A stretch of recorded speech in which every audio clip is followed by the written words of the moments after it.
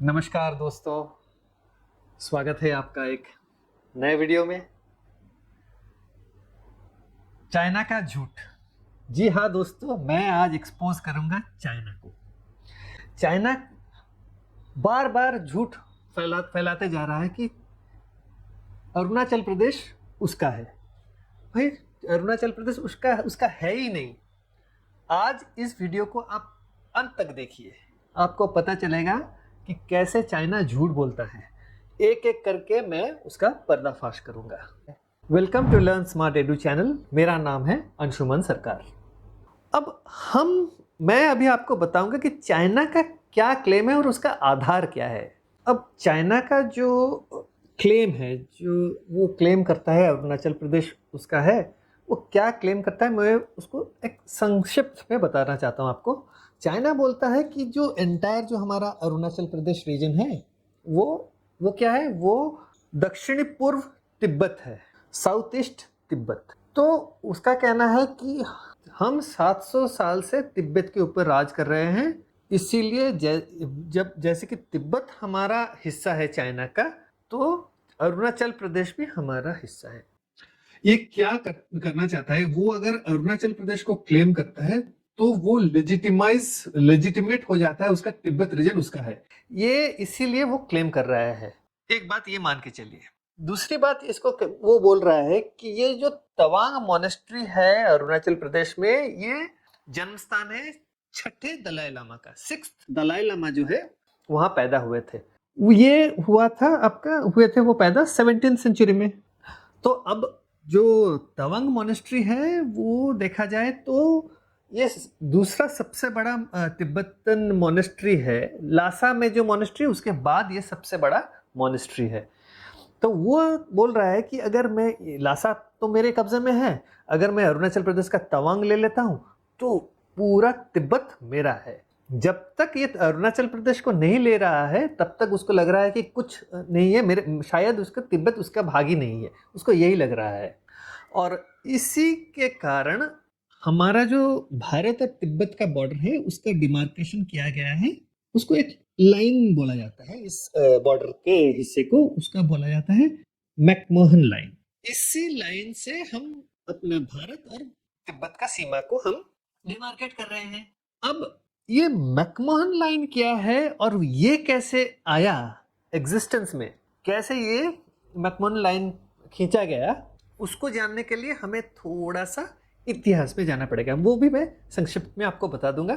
आइए बढ़ते हैं और देखते हैं क्या है इतिहास में। इस इतिहास को जानने के लिए, जो मैकमोहन लाइन वाली इतिहास को जानने के लिए हमें थोड़ा सा 110-15 साल पीछे जाना पड़ेगा, क्योंकि ना चीन में तब क्या हो रहा था वो हमें जानना जरूरी है। तो चीन में तब था चीनी राजशाही, वो चला रही थी, जैसे कि चीन का राजा था। तो वहाँ क्या था, 1911 के बीच, उस वक्त जो चाइनीज इंपीरियल जो गवर्नमेंट है या चीनी राजशाही जो था, वो धीरे धीरे धीरे धीरे चरमराने लगा, कोलैप्स करने लगा। वो वो था डायनेस्टी, वो किन डायनेस्टी था, जिसे कि मंचू डायनेस्टी भी बोला जाता है। तो वहाँ उस टाइम एक डिमांड हुआ एक रिपब्लिक के लिए। यूरोप में तो हर जगह हो चुका था, रिपब्लिक बन चुका था बहुत सारे जगहों में, लेकिन चीन में लोगों ने डिमांड करना शुरू कर दिया रिपब्लिक का। अब ये रिवॉल्यूशन चाइना में शुरू हुआ अक्टूबर 10, 1911। वहाँ क्या हुआ, जो वहाँ का जो उनका जब कैपिटल था वुचंग, ये हुबई प्रोविंस का कैपिटल हुआ करता था। वहाँ पे जो चीनी राजशाही का ही जो मिलिट्री था वो बहुत मॉडर्न था, तो उन्होंने वहीं पे बगावत कर दिया था राजशाही के खिलाफ, राजा के खिलाफ। तो वहां शुरू हो गया रिवॉल्यूशन। तो 12 तारीख अक्टूबर को उन्होंने कब्जा कर लिया दो शहर, बड़े बड़े शहर। जब ये हो गया तो राजा ने क्या किया, राजा ने सोचा कि अब तो मेरे हाथ से गद्दी चली जाएगी, तो क्या करूंगा। तब वहां उनके यहाँ एक गवर्नर हुआ करता था, बहुत ही पावरफुल गवर्नर था और बहुत ही अच्छा जनरल था। उसका नाम था वन शिकाई। ये बहुत जरूरी है गवर्नर के बारे में मेंशन करना, क्योंकि बाद में आपको पता चलेगा। युआन शी काई, उसको चाइना के राजा ने अपना जनरल घोषित कर दिया अक्टूबर 27 तारीख को। तो उसने रेवोल्यूशनरी फोर्सेस के साथ लड़ाई लड़ी, लड़ते लड़ते कुछ जीत हासिल करी उसने, लेकिन ये 41 दिनों तक ये लड़ाई चली थी। उसमें से क्या हुआ, 24 प्रोविंसेस थे उस चीनी राजा के अंडर, उसमें से 15 जो प्रोविंस थे उन्होंने अपना इंडिपेंडेंस डिक्लेयर कर दिया from under the king dynasty और मंचू डायनेस्टी। इसका मतलब मंचू डायनेस्टी के अंडर से वो बाहर निकल गए, अपना अपना इंडिपेंडेंस घोषित कर दिया, स्वाधीनता अपने घोषित कर दी। अब जब ये हुआ उस वक्त और एक यहाँ ये जो रिवोल्यूशनरी जो पार्टी थी उनके एक लीडर थे, उनका नाम था सुन यट सेन। वो अमेरिका में रहते थे। जब ये खत्म हो गया और 15 प्रोविंसेस इंडिपेंडेंस घोषित कर दिया, अपने आप को इंडिपेंडेंट घोषित कर दिया, तो वो अमेरिका से वापस आ गए। अमेरिका क्यों गए थे? अमेरिका गए थे फंड रेज करने के लिए, इस राजा के खिलाफ लड़ने के लिए। तो फंड रेज किया, फिर वापस आ गए। वापस आने के बाद क्या हुआ ना, जनवरी 1 1912 को इन्हीं सुन यट सेन को उन्होंने पहला प्रोविजनल प्रेसिडेंट डिक्लेयर किया रिपब्लिक ऑफ चाइना। जब ये हो गया तो 15 प्रोविंसेस मिलके उन्होंने डिक्लेयर कर दिया प्रोविजनल प्रेसिडेंट। अब धीरे धीरे जब ये पावरफुल होते गए तो युन शिकाई जो था उसके साथ सुन यट सेन ने नेगोशिएशन शुरू कर दी। वो अपने फायदे सोच रहे थे कि ऐसे रिपब्लिकन, जैसे रिपब्लिक बना रहे चाइना, तो उन्होंने एक चिट्ठी लिखी, एक मैसेज भेजा युन शिकाई को कि देखो, तुम्हें मैं चाइना का पहला प्रेसिडेंट बना दूंगा, तुम एक काम करो, तुम हमारे तरफ आ जाओ और ये राजशाही को खत्म कर दो। युन शिकाई बहुत ही एम्बिशियस था, उसको लगा कि ये मौका अच्छा है, मैं चाइना का पहला रिपब्लिक का पहला प्रेसिडेंट बनूंगा। तो उसने क्या किया, जनरल था किंग डायनेस्टी का, तो उसने तब तो राजा गुजर चुके थे, जो राजा था वो उसका बेटा था, बहुत छोटा था, तो उसके माता उसके रेजेंट थे जो कि कामकाज देखते थे, उसके माता को कन्विंस किया।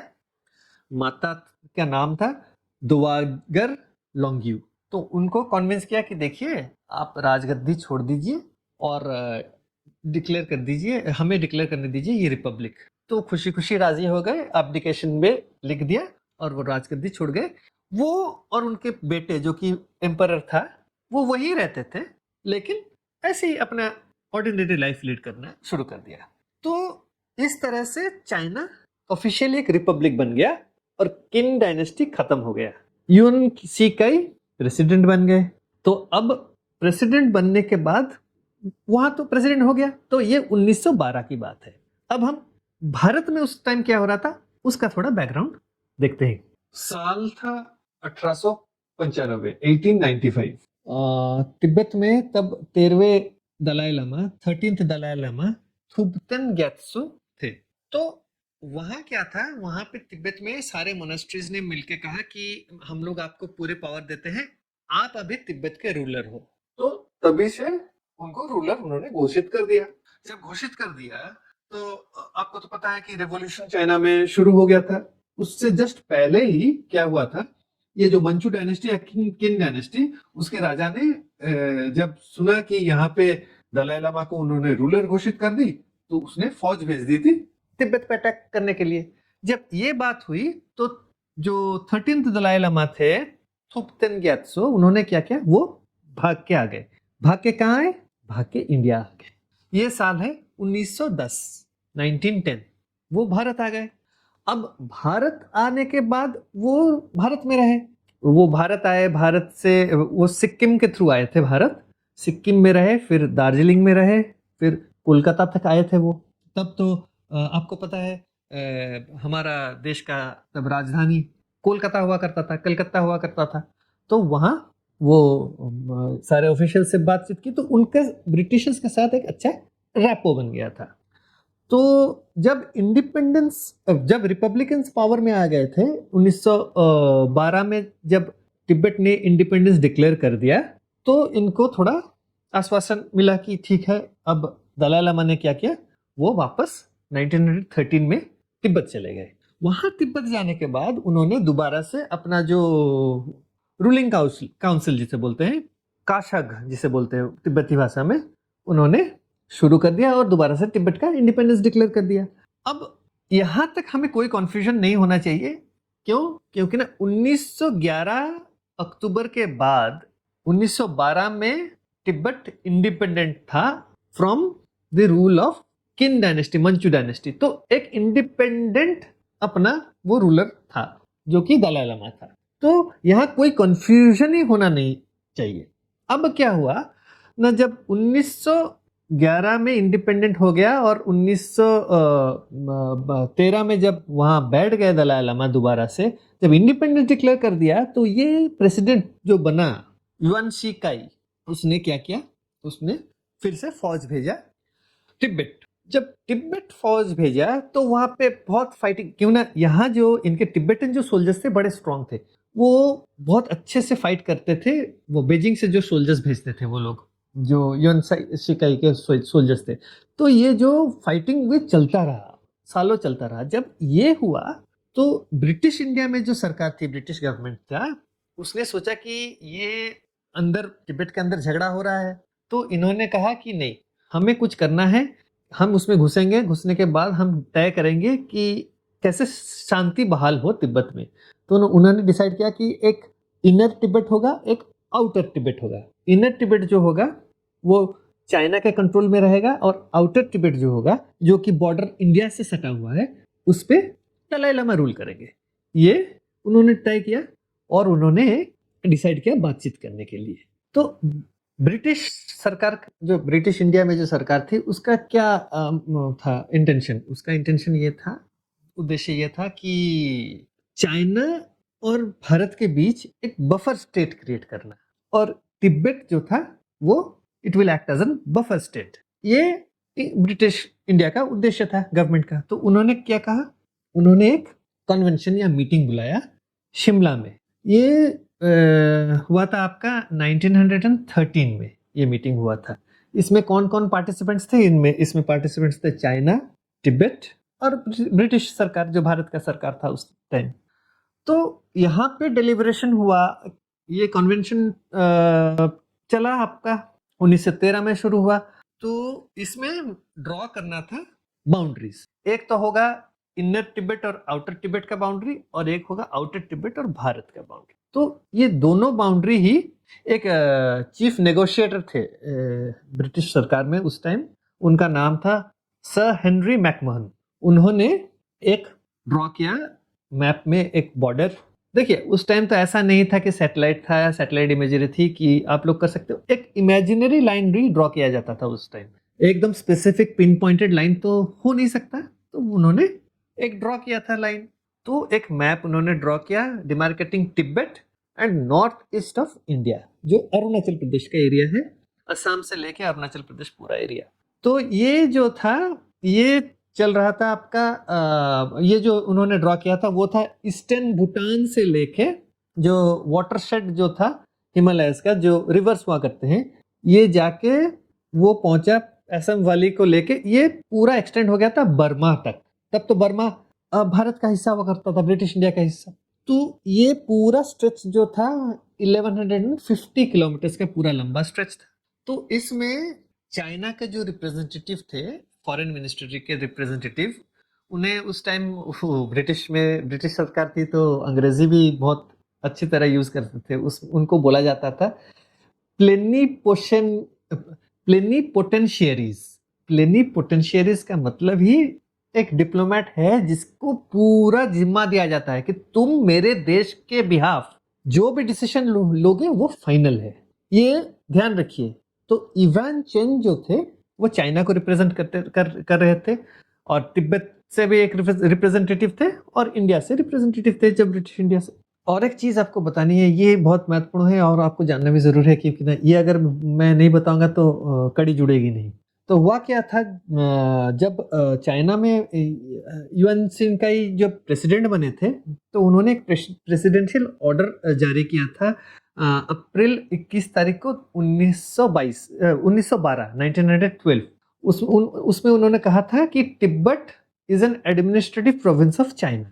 ये उन्होंने कही थी अप्रैल 1912 में। लेकिन ये जो कॉन्फ्रेंस होना था 1913 में, तो उन्होंने क्या किया, उन्होंने एक दोबारा सा एक ऑर्डर किया और इस ऑर्डर को रिवोक कर दिया।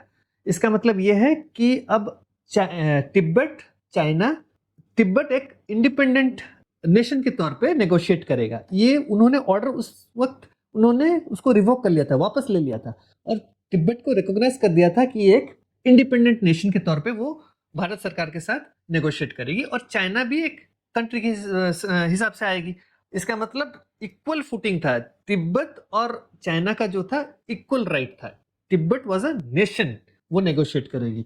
ये ध्यान रखिए, ये उन्होंने ऑर्डर रिवोक जो किया था उसका ऑर्डर दिया था उन्होंने 13 जून 1913, 13 जून 1913 उन्होंने ऑर्डर रिवोक कर दिया और तिब्बत को इंडिपेंडेंट कर दिया कि तिब्बत अपने हिसाब से अपना बॉर्डर को तय करेगा।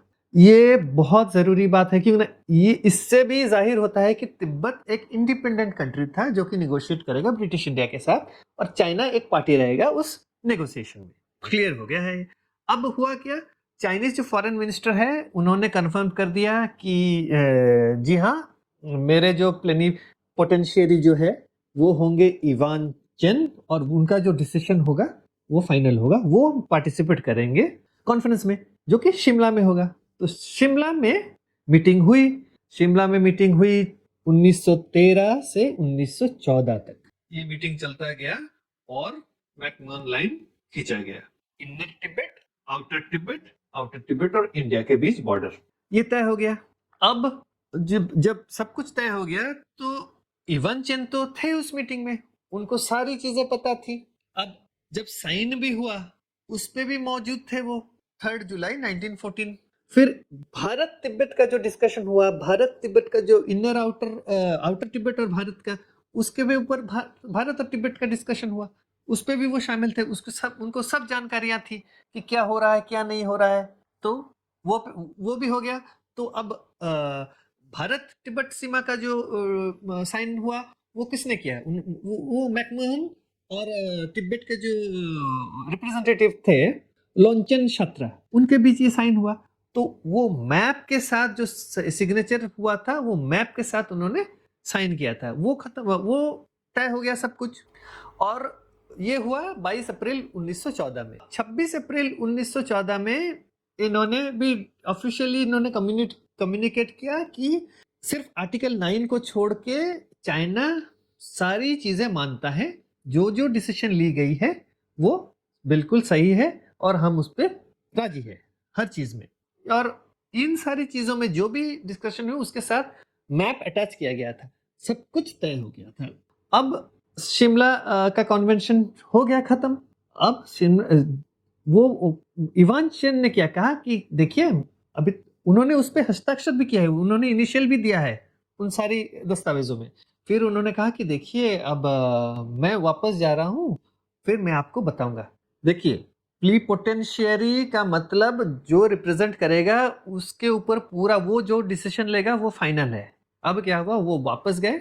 वापस जाने के बाद 2 दिन बाद उन्होंने खबर भेजी कि भाई चाइना इसको मानता नहीं है, लेकिन दस्तावेज जो है वो बताती है कि इंडिया और तिब्बत के बीच जो एग्रीमेंट हुआ है वो उनके बीच डिस्कशन के बाद हुआ है और तिब्बत तब एक इंडिपेंडेंट कंट्री था। तो यहाँ पे कोई कंफ्यूजन नहीं है कि वो चाइना का हिस्सा था, क्योंकि ना प्रेसिडेंट ने खुद अपने हाथ से रिवोक किया था कि तिब्बत एक इंडिपेंडेंट कंट्री है। तो 1914 के बाद सारे बिजी हो गए। इसका मतलब ये था कि फर्स्ट वर्ल्ड वॉर शुरू हो गया। जब फर्स्ट वर्ल्ड वॉर शुरू हो गया तो ब्रिटिश सरकार जो था वो बिजी हो गया अपने काम में, वो वॉर पे चला गया। तो वो वॉर पे लड़ाई हुई, चाइना के भीतर भी पावर स्ट्रगल शुरू हो गया था, ये रिपब्लिकन और ये कम्युनिस्ट के बीच। तो अपने अपने झमेलों में वो व्यस्त रह गए। तो गवर्नमेंट ऑफ इंडिया एक्ट जब उन्होंने तैयार किया था ब्रिटिश इंडिया में 1935 में, तब क्या हुआ, तब ब्रिटिश सरकार ने क्या किया, उन्होंने कहा कि अरे ये तो अपना मैकमोहन लाइन अभी भी हमने पब्लिश नहीं किया है। तो उन्होंने क्या किया, 1935 में ब्रिटिश गवर्नमेंट ने मैकमोहन लाइन को ऑफिशियली मैप में पब्लिश कर दिया और वो स्टैंडर्ड बॉर्डर बन गया भारत और तिब्बत। तो यहाँ तक आप लोगों को तो पूरा समझ में आ गया होगा कि भारत तिब्बत सीमा मैकमोहन लाइन है क्या चीज? हर कोई बोलता है McMahon line, McMahon line, McMahon line. भाई मैकमोहन लाइन समझना बहुत जरूरी है, और मैकमोहन लाइन का महत्व क्या है वो जानना जरूरी है, और वो बॉर्डर है कि नहीं मैंने तो बताया हुआ है। अब आप लोग इसको इंटरप्रेट करेंगे कि क्या है कि नहीं। मेरे मानने से तो मैं मानता हूं कि भाई यही अपना बॉर्डर है, चाइना माने या ना माने, क्योंकि ना हमारा जो है एग्रीमेंट हुआ था तिब्बत के साथ, और तिब्बत तब एक इंडिपेंडेंट नेशन था। तो वीडियो पूरा देखने के लिए धन्यवाद। अगर आपको वीडियो अच्छा लगा है तो वीडियो को लाइक करें, चैनल को सब्सक्राइब करना ना भूलें प्लीज़, और दोस्तों के साथ शेयर ज़रूर करें, क्योंकि ना ये जानकारी जो है ना हर किसी के पास नहीं है। तो अगर आपने जानकारी प्राप्त की है तो इसको आगे बढ़ाइए। बहुत बहुत धन्यवाद। Thank you so much. नमस्कार।